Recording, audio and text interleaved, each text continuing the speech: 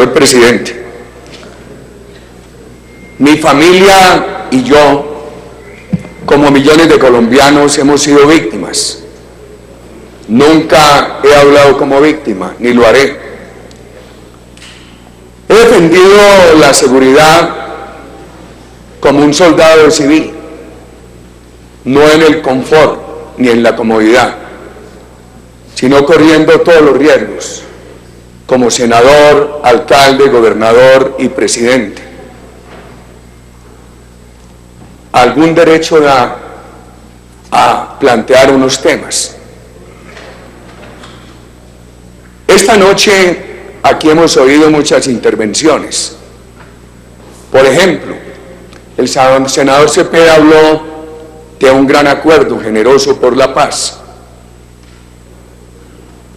Otros senadores han hecho muy importantes aportes. Yo agradezco la presencia del senador Benedetti, ponente de la ponencia mayoritaria que quiere aprobar el plebiscito, pero me extraña la ausencia del gobierno y de otros líderes muy importantes de la bancada del gobierno, porque nosotros no estamos reclamando el derecho a ser negociadores, ni a reemplazar al doctor Humberto de la Calle, pero sí un derecho más que de minorías, un derecho de ciudadanos. Cuando el gobierno habla de la referendación incluye discernimiento, reflexión, y de ahí se desprende la posibilidad de aportar.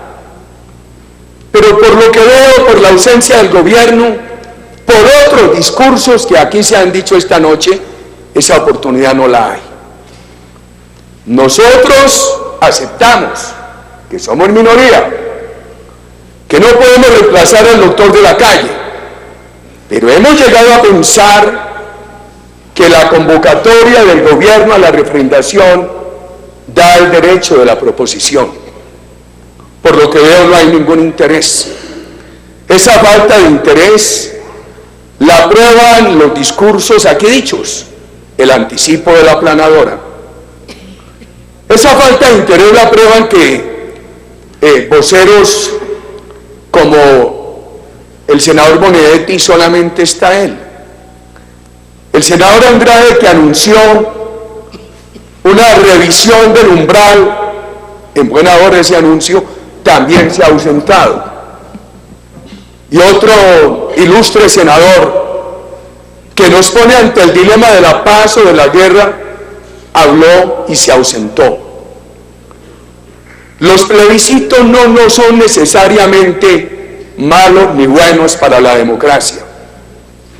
Muchas veces se parecen a los referendos. Yo, por ejemplo, me honro en haber presentado un referendo de muchísimos puntos, sin haber intentado cambiar las reglas de juego. La pregunta que menos votos obtuvo más de 4.900.000 votos positivos. Y por unas trampas del Consejo Electoral, conocidas y no debatidas, solamente pasó una pregunta que tuvo casi 6 millones de votos. Este plebiscito, contrariamente a aquel referendo del 2003, 12 años después, 13 años después, con un país que suma 500, 600.000 personas al año a su población total, necesitaría 4.400.000 votos. A consecuencia de reformar esas leyes que desarrollaron la norma constitucional de los mecanismos de participación. Los referendos no son necesariamente buenos o malos para la democracia, pero los hay malos. En estos días se ha escrito mucho sobre Francia, su historia, cómo se pasó de la Declaración de los Derechos del Hombre rápidamente al régimen del terror, y cómo el gran Napoleón en alguna forma convalidó regímenes de terror con su plebiscito, y lo hicieron los otros Napoleones. Ejemplos de plebiscitos del totalitarismo hay muchos. El de Hitler de 1938, con lo cual convalidó con la participación del pueblo alemán la invasión y destrucción del Estado austriaco. El de Franco de 1947, con el cual se ratificó como gobernante eterno de por vida y se asignó el derecho de elegir a su sucesor. En 1957, cuando aquí se discutía el Frente Nacional y Venezuela semanalmente salía a las calles a combatir las dictaduras, Pérez Jiménez convocó otro plebiscito para extender su gobierno y el Congreso por 5 años. Afortunadamente, sobrevino en semanas el acuerdo de punto fino que permitió que Venezuela pasara de una mitad de siglo de dictaduras a una mitad de siglo de democracia. Ese gran acuerdo liderado por Rómulo Betancourt. Y hablemos de otros. Cuando los plebiscitos se manejan acomodando las reglas de la democracia al interés del convocante, aunque los gane la oposición, con la trampa termina perdiéndolos. Es el caso de Chávez. Él perdió aquel plebiscito, quiso desconocerlo y finalmente lo desconoció con leyes habilitantes e hizo lo que quiso, a pesar de que el pueblo de Venezuela le había negado ese plebiscito. Se ha hablado en la última semana del plebiscito colombiano de 1957.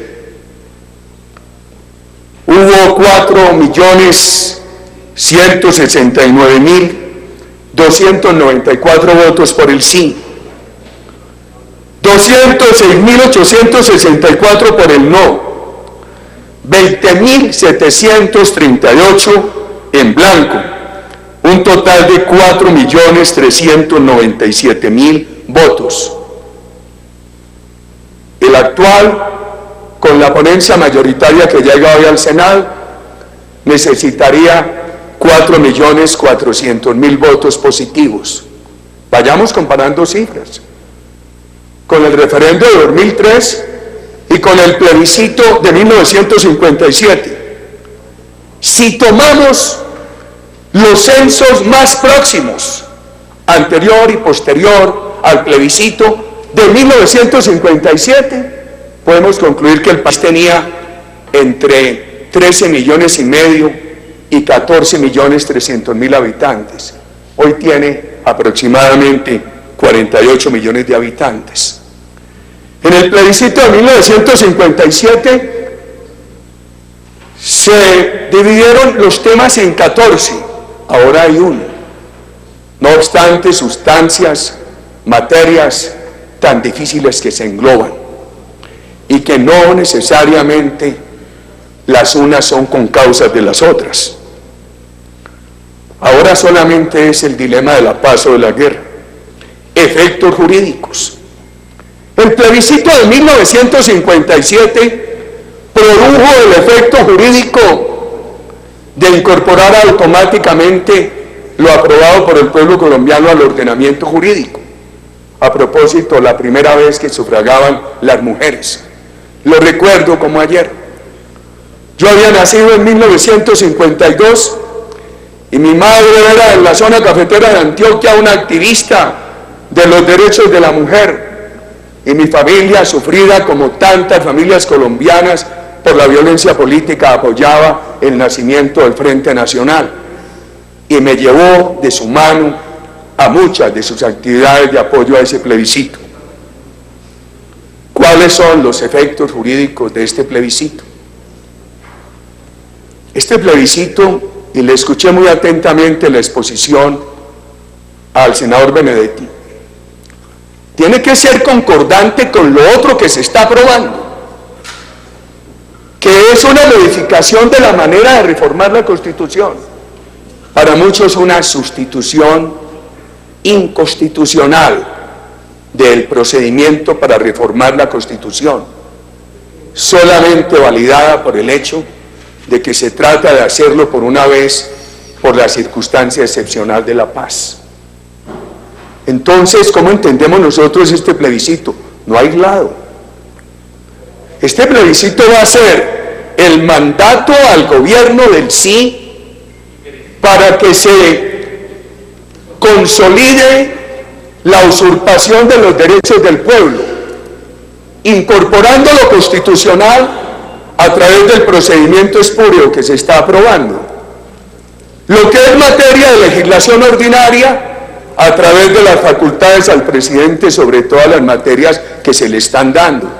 Todo lo que se apruebe, materia de ley ordinaria, que en el tema agrario, que en el tema de educación, con el tema de salud, etcétera, todo lo podrá incorporar por decreto el presidente de la República. No nos han dicho cómo van a incorporar lo de la justicia. Entonces, este plebiscito es la partida de legitimación del atropello a la manera de reformar la Constitución que se está adelantando y de la ley de facultades ilimitadas, que por eso algunos colombianos se refieren a ella llamándola ley habilitante. Nosotros todos queremos la paz, pero no queremos la impunidad. La impunidad es un mal ejemplo, que lo han explicado mis compañeros. Para el guerrillero Razo nosotros no reclamamos cárcel. Una noche aquí el comisionado Sergio Jaramillo dijo que de los 18.000 guerrilleros desmovilizados en mi gobierno, solamente había un poco más de 300 en la cárcel. Creyó hacerme daño con eso. Lo hicimos a propósito. Nunca reclamamos ayer, ni lo exigimos hoy, cárcel para el guerrillero Razo. Me honró mucho al decir que estaban en la cárcel más de 300 responsables de atrocidades. Si se quiere, nosotros hemos venido estudiando alternativas, si se pueden proponer, si nuestra condición minoritaria permite que las escuchen, si hay la posibilidad del discernimiento. Por ejemplo, para los responsables de delitos atroces, nosotros le proponemos a las mayorías y al gobierno que examinen con la FARC, que por lo menos haya unas condiciones de reclusión penitenciarias, así no sea en cárceles ordinarias. Pero a uno le es muy difícil proponer esto, sobre todo cuando oye intervenciones que dicen: ustedes son minoría, ustedes no se ganaron el derecho a negociar.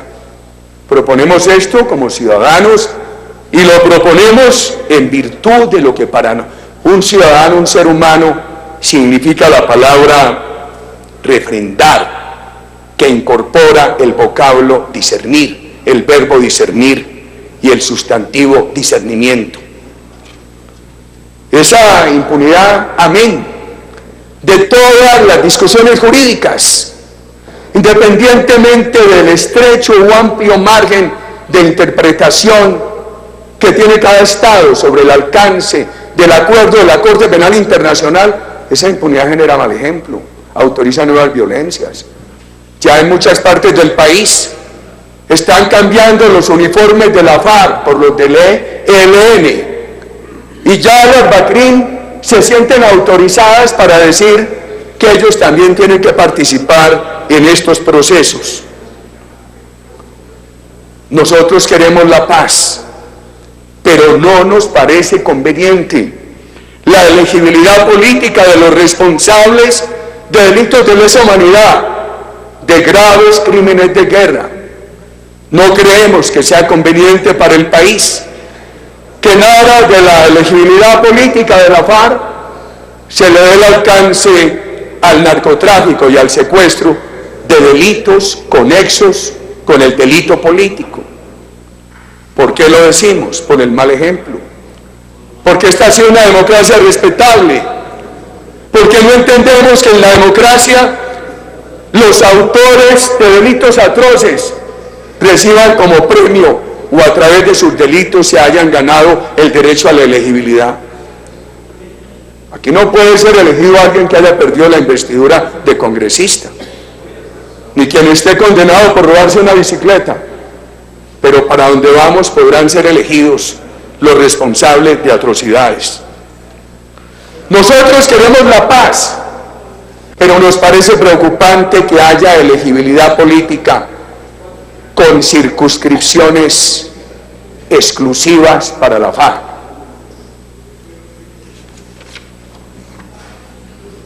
Nosotros queremos la paz, pero tenemos preocupaciones por el Tribunal de Justicia.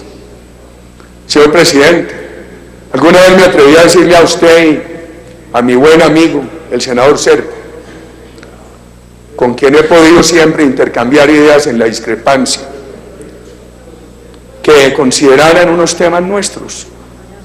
Habría querido que los escuchara esta noche alguien del gobierno u otros líderes de la bancada de Unidad Nacional. Por ejemplo, el Tribunal de Justicia. Estamos sustituyendo la Constitución en un tema esencial de su almendra, que es un órgano del poder público. Y eso le va a parecer la demanda de inexequibilidad. Y seguramente la Corte Constitucional va a declarar ese tribunal exequible diciendo que es por una vez y es por el hecho excepcional de la paz. Yo no creo en lo que dicen algunos intérpretes de la justicia transicional, que dicen que todos los integrantes del Estado de la contraparte se tienen que someter a la justicia transicional. Nosotros hemos dicho que contra la democracia no cabe alegar que el terrorista es un actor político. Les hacemos una propuesta. ¿Por qué no le plantean al gobierno, a los negociadores, que entonces se reconozca la justicia transicional para un actor político unilateral, para un integrante de un conflicto unilateral, la FARC? ¿Por qué digo que unilateral? Porque es que el pueblo colombiano no ha estado en conflicto con la FARC, ni las Fuerzas Armadas. El pueblo colombiano ha sido víctima de la FARC y las Fuerzas Armadas han estado en la protección del pueblo colombiano. Nosotros no vamos a decir esta noche que entonces, como estamos convencidos, neguemos totalmente el conflicto. Dejémoslo para la FARC. Y en virtud del margen de interpretación, que sea un conflicto unilateral de la FARC y que a ellos se les aplique la justicia transicional y ese tribunal, pero que sustraigan de ese tribunal a los civiles y que sustraigan de ese tribunal a los militares y que resolvamos sin impunidad el problema de los militares, que hagamos justicia a los militares sin impunidad. Nosotros hemos presentado varias veces el proyecto de ley. Nos reclaman ser propositivos, pero también nos dicen que no podemos serlo, que esto es tomar todo lo que el gobierno y la FARC acuerden y que no hay nada que decir. Sin embargo, preferimos seguir siendo propositivos.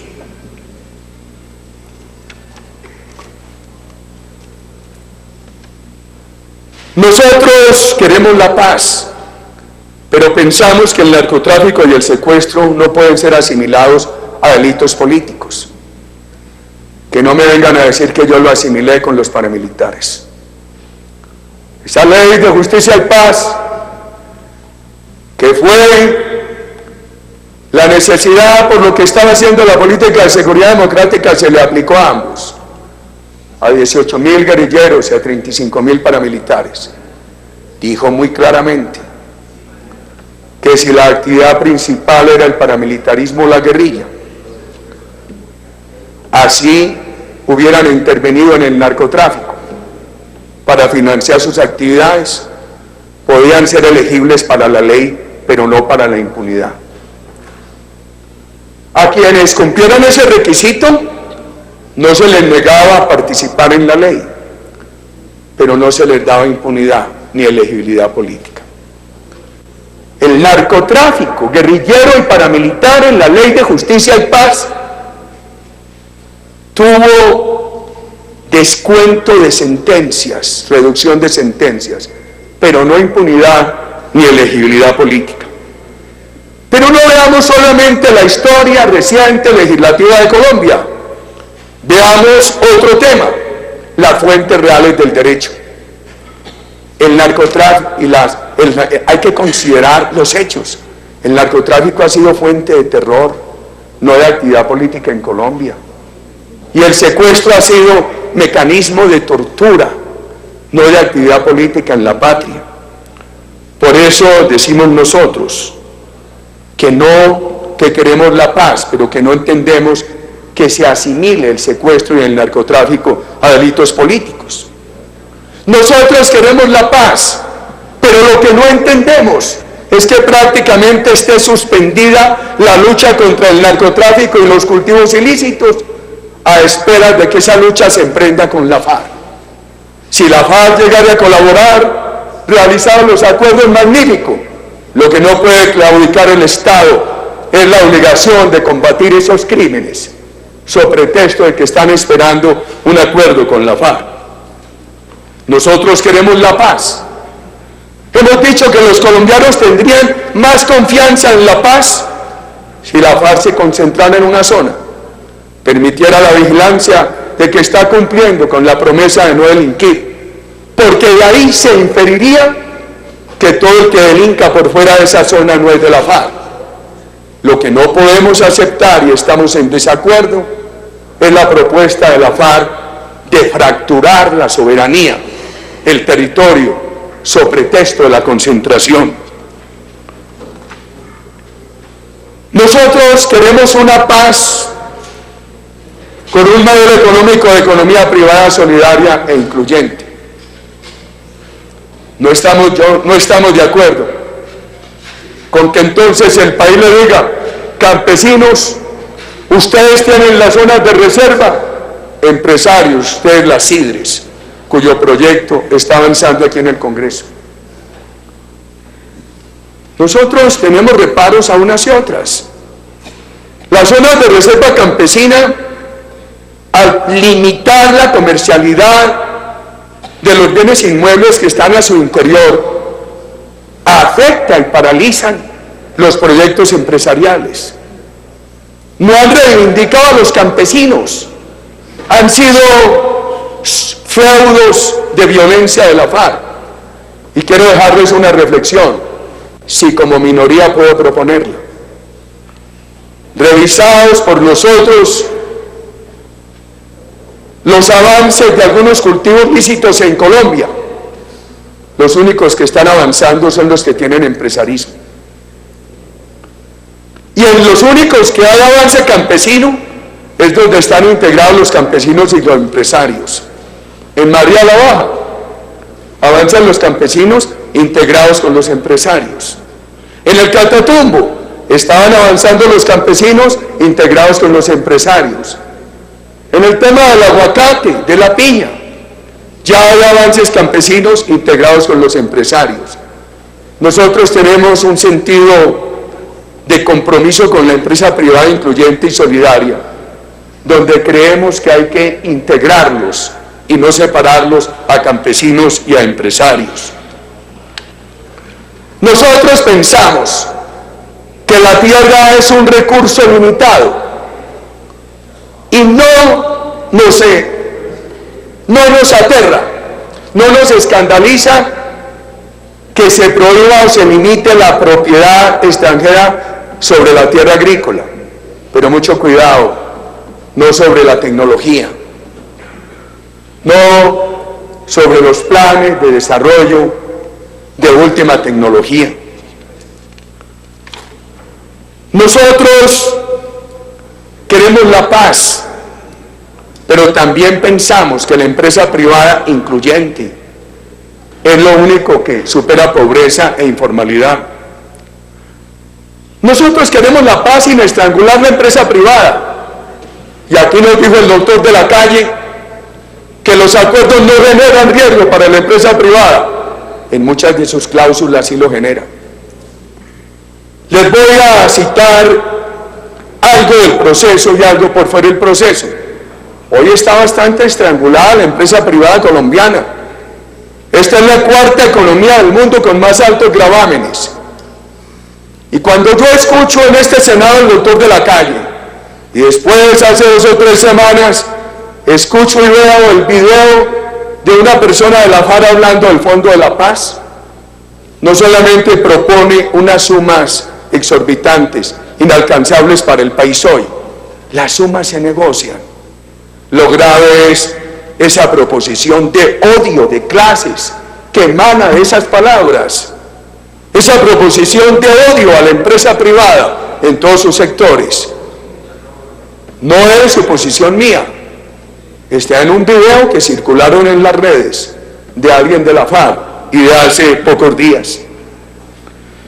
Nosotros pensamos que los medios de comunicación deben estar al alcance de todos. Queremos la paz, pero yo sí confieso pánico a la idea de socialización de medios de comunicación de la FARC. Chávez también lo propuso. Y la socialización de medios de comunicación de Chávez terminó en expropiación de los disidentes, o en mordaza, o en obligar a los disidentes a que le vendieran los medios a los amigos del régimen. Como minoría, creo que tenemos derecho a llamar la atención sobre ese riesgo, estimados ciudadanos. Nosotros tememos un plebiscito con armas, un ejercicio político con armas. Tengo que decir, los paramilitares entregaron casi 20.000 armas. Señor presidente, para ser propositivos, si podemos proponer que no pretendemos sustituir al doctor de la Calle, nosotros aceptaríamos que desde que haya entrega efectiva de armas se le puede entregar a una organización internacional, a un país, no a UNASUR. Yo creo que, porque escribí esto, señor presidente, y sé que estoy tomando muchos minutos de ustedes, pero para decirles, queremos la paz, pero tenemos estas preocupaciones y hay estas alternativas, y me atrevo a proponerlas a pesar de que somos minoría y no pretendemos sustituir al doctor de la Calle. Nosotros queremos la paz, pero ¿qué nos preocupa de las víctimas? Sí, aquí se ha reclamado esta noche que en Colombia han disminuido los delitos. Han disminuido, claro. El homicidio sigue disminuyendo. Desde el 20 de julio, las violaciones a la tregua en los delitos más visibles han sido no muchas. No hay retenes en las carreteras. No ha habido destrucción de infraestructura. Asesinaron en una zona donde están ELN y FARC unos soldados de la patria, digamos, para darle beneficios al proceso que fue el ELN y no la FARC. Yo diría que los delitos más visibles han disminuido, pero permítanme decirles esto, no han disminuido por la acción del Estado, sino por la tregua de la FARC. Eso es grave, porque nuestra seguridad no depende hoy del Estado, sino de que la FARC un día diga tregua y al otro día diga se rompió la tregua. Y si bien han disminuido los delitos, otros han aumentado. Ha aumentado el narcotráfico, la drogadicción relacionada con él, la extorsión y el control territorial. En muchas áreas de la patria, los ciudadanos no se atreven hoy a denunciar ni a rebelarse contra la extorsión. Entienden que no hay política de seguridad que los proteja, prefieren pagarla. Entonces por eso hemos hecho nosotros la diferencia entre los delitos más visibles, que han disminuido, y los menos visibles, como el rearme también, que vienen en aumento. Por favor, ¿a dónde está la liberación de los niños reclutados? En una zona del departamento de Desminado, un alias el Orejón de la FARC sigue intimidando. ¿Quién cree en ese Desminado? Nosotros queremos la paz, pero pensamos que Hay que garantizar para la reparación de las víctimas que la FARC entregue el dinero indebidamente adquirido. El derecho de los colombianos, aquí se dijo esta noche, este proceso es para que no mueran otros que morirían. Por favor, un proceso inestable a través de un plebiscito que no da garantía jurídica de la estabilidad de ese proceso. Además, con normas que van a generar mal ejemplo, no es garantía de la principal aspiración de las víctimas, el derecho a la no repetición de la violencia. Los acuerdos con los paramilitares, se los voy a entregar a la Secretaría, señor presidente. Que Álvaro Uribe no los refrendó, fueron públicos, pero es que ahí no se negoció la Constitución ni la ley. En lo acordado está un sometimiento a la justicia. Cuando por el proceso se ubicaron en la zona de Ralito, el Estado reservó el derecho de aplicar el ordenamiento jurídico colombiano cuando allí se delinquiera. Y como presidente nunca permití que el Estado se quedara por fuera cuando se anunciaba un delito. Aquí ya lo dije en esta plenaria, pero hay que repetir cosas que a uno le da pena estar repitiendo. Cuando a don Bernal lo acusaron de haber asesinado a un diputado de Córdoba, lo acusó un fiscal, un juez. Inmediatamente le dio orden al director de la policía de entrar allí, capturarlo. Estuvo preso y terminó extraditado. Esos que íbamos a refrendar, si era un sometimiento a la justicia. ¿Qué reformas legales o constitucionales había allí? ¿Qué impunidad? ¿O qué reforma a las reglas de elegibilidad? Sin embargo, eso lo conoció ampliamente el pueblo colombiano y se le aplicó a todos. Sigue diciendo, es que la mitad de la bancada del gobierno le eligió el paramilitarismo. Nunca se ha dicho cuántos tuvieron que someterse en muchas regiones a la guerrilla. Y le voy a decir esto, yo llegué bastante solo de congresistas a la presidencia.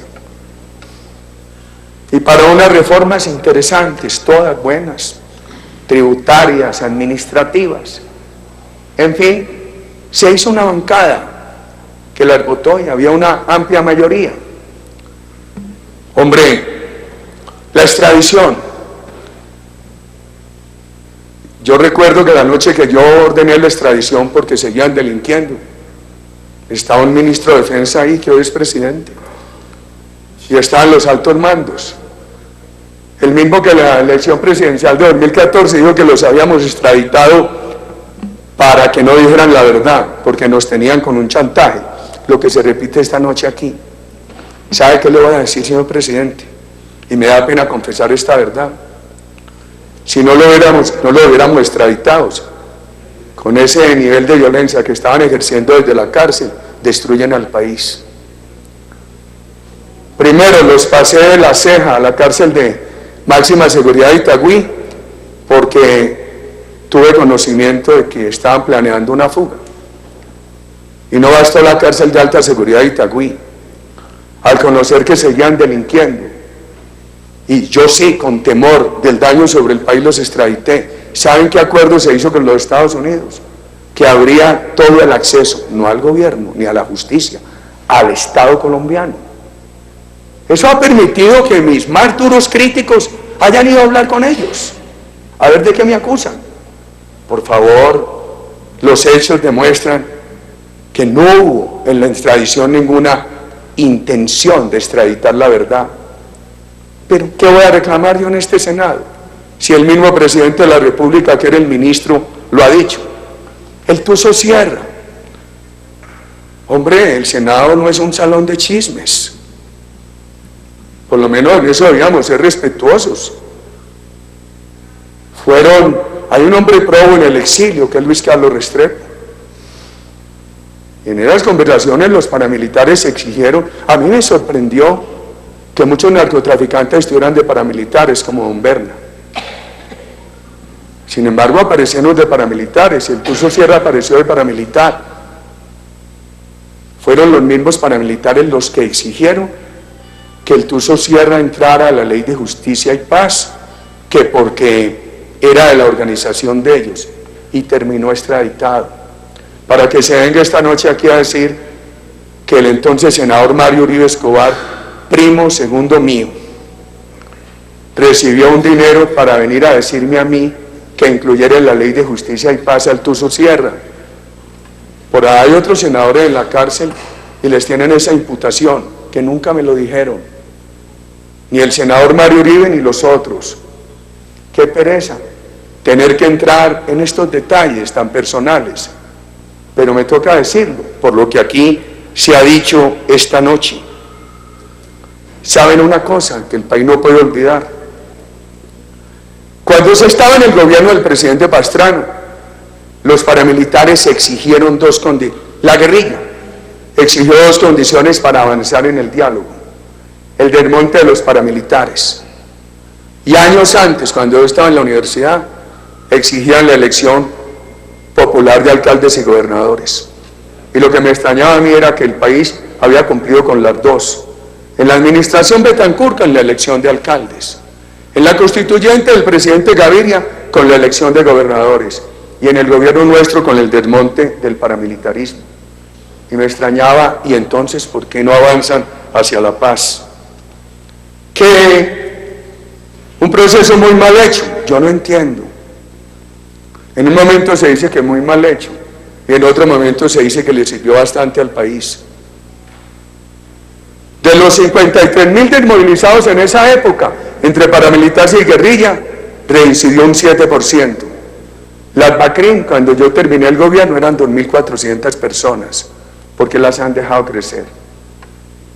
Así como tiene que haber una política generosa con quien cumple con la reinserción, también tiene que haber una política muy estricta con quien incumple con las condiciones de reinserción.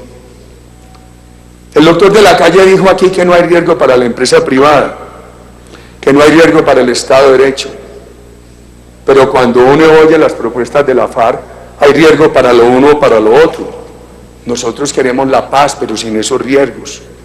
Yo me pregunto, ¿entonces la FARC abandonó toda su ideología? Entonces la FARC abandonó su plataforma neomarxista de adhesión al chavismo, y los empresarios se lo creen, y el doctor de la Calle está convencido y viene a convencernos. ¿Por qué? Chávez declaró muchas veces en Venezuela que él no era marxista, que él respetaría todo el Estado de Derecho. A nosotros nos lo dijo en una conferencia en la Universidad de Oxford a finales de 1998 como presidente electo. Por favor, refrendación con discernimiento. ¿Por qué no separan los temas? Senador Benedetti, ¿será muy grave eso? ¿Por qué no miran un umbral razonable? Entre otras cosas, para ayudar a garantizar la estabilidad del proceso. Miren lo que dijo el fiscal hace 2 semanas, que ya lo trata de enmendar, generándole riesgos de inestabilidad al proceso con el M-19, que sucedió hace 25 años. No nos digan que votar el no al plebiscito o abstenerse es votar por la guerra. ¿Por qué? El plebiscito gana muy fácil el número de votos, la palabra cautivante de la paz. Gana muy fácil, el plebiscito gana muy fácil, pero ¿qué puede pasar con ese umbral, con ese englobamiento de temas? ¿Y por qué nos dicen que si no votamos por el plebiscito votamos por la guerra? ¿Por qué? ¿Por qué ponen al pueblo colombiano, incluso a la FARC, ante ese dilema? Nosotros queremos, si la FARC oye lo que aquí se está diciendo, que se sepa que no estamos de acuerdo con el plebiscito, pero que estamos de acuerdo con la paz. ¿Por qué no hacen un plebiscito diferente, o un referéndum, o una constituyente restringida, donde haya discernimiento, posibilidad de discutir lo acordado? ¿Por qué no permiten que así seamos minoría u otros colombianos que tampoco quieren impunidad se pronuncien y propongan eso?